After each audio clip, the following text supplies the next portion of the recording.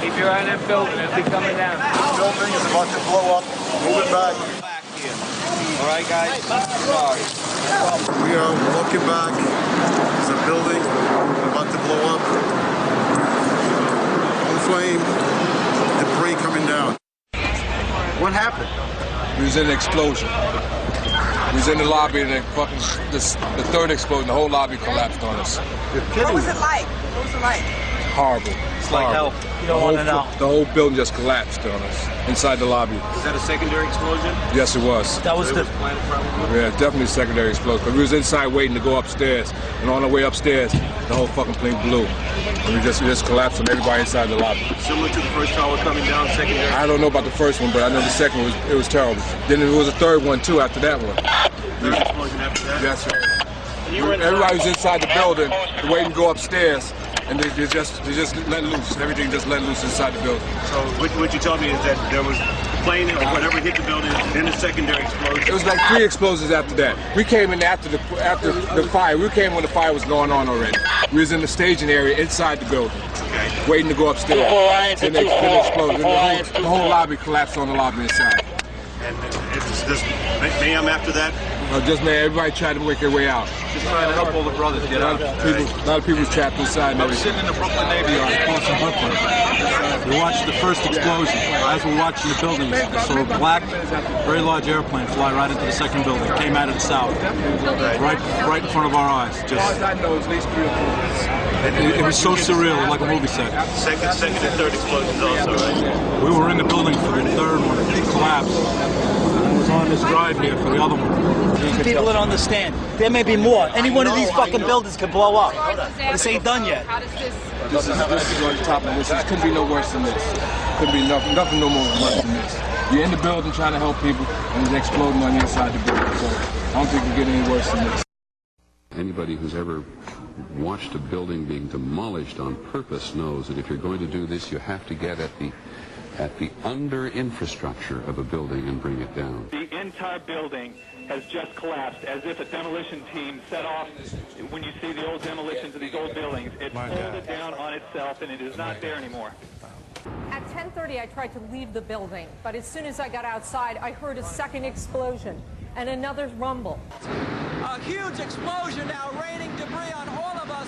We better get out of the way. And all of a sudden, it was this big explosion. There was another big explosion. An hour later than that, we had that big explosion from much, much lower. I don't know what on earth caused that. People were just standing around, talking to each other, nodding their heads. Oh my God. Do you know if it was an explosion or if it was a building collapse? To me, it sounded like an explosion, but it was a huge explosion. Chief Albert Turry told me that he was here after the events that took place this morning. He tried to get his men out as quickly as he could, but he said that there was another explosion which took place, and then an hour after, there was another explosion in one of the towers here. So according to his theory, he thinks that there were actually devices that were planted in the building. It just went ba-boom. It was like a bomb went off. And it was like holy hell coming down them stairs. And then when we finally got to the bottom, they were coming out on the mezzanine level there, and another explosion came right from it, just everyone flying. Like, it sounded like gunfire, you know, bang, bang, bang, bang, bang, and then all of a sudden, 3 big explosions. I was about 5 blocks away when I heard explosions, 3 thuds, and turned around to see the building we just got out of, antenna tip over and fall in on itself. As we were getting our gear on and making our way to the stairway, there was a heavy-duty explosion. We made it outside. We made it about a block. We made it at least 2 blocks, and we started running. Floor by floor, it started popping out. It was if they had detonated. Yeah, If they detonated. were planned to take down a building. Boom, boom, boom, boom, boom, boom, boom. All the way down. I was watching it and running. Just ran up West. And then you just sort of this cloud of shit chasing you down. Couldn't outrun it. West Street. I couldn't outrun it. So what'd you do? I jumped behind a battalion car. I hid under the car. I was waiting. We should be able to hear what this man is saying now. Anything else that you saw? Were you there for the second hit by the plane? About 10 minutes later, the second building went off. Did you see it? Yes, I saw it. It just blew up. A big explosion. People started running. It was just chaos everywhere. People jumping out. People just kept jumping and jumping and jumping. And you could still see they were alive because they were flailing around. The FBI has already stepped in to investigate. It could be possibly a terrorist strike. It could be. It could be because the first one went off and then 10 minutes later this just blew up out of nowhere. Hard to think that that would just be accidental. No, I don't think it would be accidental. Back it up, folks. Back it up. Kenny? Johanneman. Spell your name. Johannemann. And you were working there? Yes, I was right there. I was down in the basement, came down, all of a sudden the elevator blew up, smoke. I dragged the guy out, his skin was hanging off, and I dragged him out, and I helped him out to the ambulance. Thank you. All right? Coming. If you could see behind me, a moment ago, you could see all the way through, but from that last explosion that Jeff Rosson was telling us about, it is now again dark. We ran down the steps to the lobby. There was no lobby. Everything was torn up. My boss ran out of the office. He said one thing, run. Everybody just ran. And we ran down the stairs. They told us to come back up the stairs. And we were like, come back up the stairs? Are you crazy? So we continued down the stairs. We came outside in the lobby. There was no lobby. The lobby was totally gone. Did you see other people? People. There's a woman there with her face blown off. And I'm standing next to John, and then the top of the thing blew up. And it just exploded. It started coming down. I was running for my life. And me, the fireman, John, we were just taking off, man. It was pulling down behind us. It was coming up behind us. And I just saw this truck, and I knew it was right behind me, and I just slid underneath it. And I thought it was John behind me, and it was a fireman. And we stayed down there, and everything just went black. It looks like a ghost town. There are federal agents with guns standing outside the federal buildings, clearing people out. The only thing left in the street are people's shoes as they ran out of their shoes to escape the fire bombs and the explosions. We are live in the financial district. I'm Nina Pineda. You know, I mean, that's the way you got to run. And then all of a sudden, it happened all over again. Something else hit us to the floor. Right in the basement, you felt it. Walls were caving in. Everything that was going on. I mean, I know of people that got killed in the basement. I know of people that got broken legs in the basement. People that got reconstructive surgery because the walls hit them in the face. Engineer Mike Pecoraro in the 6th sub-basement found the parking garage and machine shop reduced to rubble.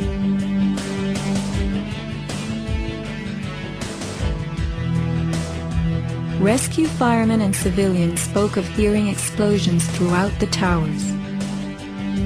Firefighter Lou Caccioli told People magazine that as he and others evacuated workers, bombs were going off inside the building.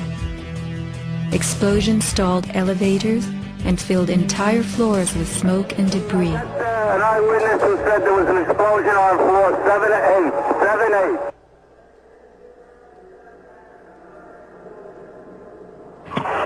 Warren Street because of the secondary explosion. We've got numerous people covered with dust from the secondary explosion. 1013, has had a major explosion and what appears to be a complete collapse surrounding the entire area. For the past couple of minutes, it has been clear from this space back on Chambers in that area. So now they're walking back toward the World Trade Center. And as we keep letting you hear the personal stories, the survivor stories of exactly what happened inside the World Trade Center when that first plane went in, and of course the collapses since then, we're going to bring more of those to you now. Barry Jennings, you were on the 8th floor. You work for the City Housing Department. Explain to me the moment of impact. Well, me and Mr. Hesh, the Corporation Counsel, were on the 23rd floor. I told him we got to get out of here. We started walking down the stairs. We made it to the 8th floor. Big explosion. Blew us back into the 8th floor. And I turned to Hesh. I said, this is it. We're dead. We're not going to make it out of here. I took a fire extinguisher and I bust the window out. That's when this gentleman here heard my cries for help. This gentleman right here, and he kept saying, stand by, somebody's coming to get you. They couldn't get to us for an hour because they couldn't find us. You thought that was it? I thought we're dead. I thought that was it. I started praying to Allah. I said, that's it. We're gone. It's over. What was it like for you? You were inside there as well. It was pandemonium. I mean, it was something like out of a Bruce Willis Die Hard movie. He was there and he was crying, and there was another gentleman crying, and for help. We couldn't get to him. We tried to get through we went through the buildings. We were lost. Both staircases, the backside was completely blown away. There was no way to access us. We couldn't get to him. And finally, one of the fire department teams found them. But we didn't think they were going to make it. Well, certainly you got out. Many others didn't, of course. We don't have a number right now of fatalities or injuries, but I want to translate a story to you that another man told me. He was near the building. He was on the lobby level near the shopping area, near the promenade. The elevator doors, he said to me, blew open.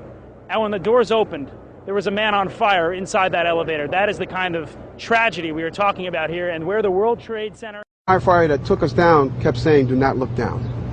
And I kept saying why. I said, do not look down. And we were stepping over people. And you know you can feel when you're stepping over people.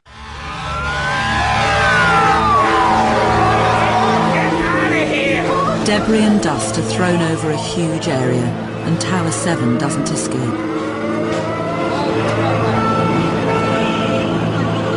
These are some of the only pictures of Building 7 at that moment. Just over a minute later, the fire alarm in Tower 7 is triggered, but because it's on test, there's no information about where the fires are. What happened? Did the side of the building come down? I don't know. Something fell. What did you see?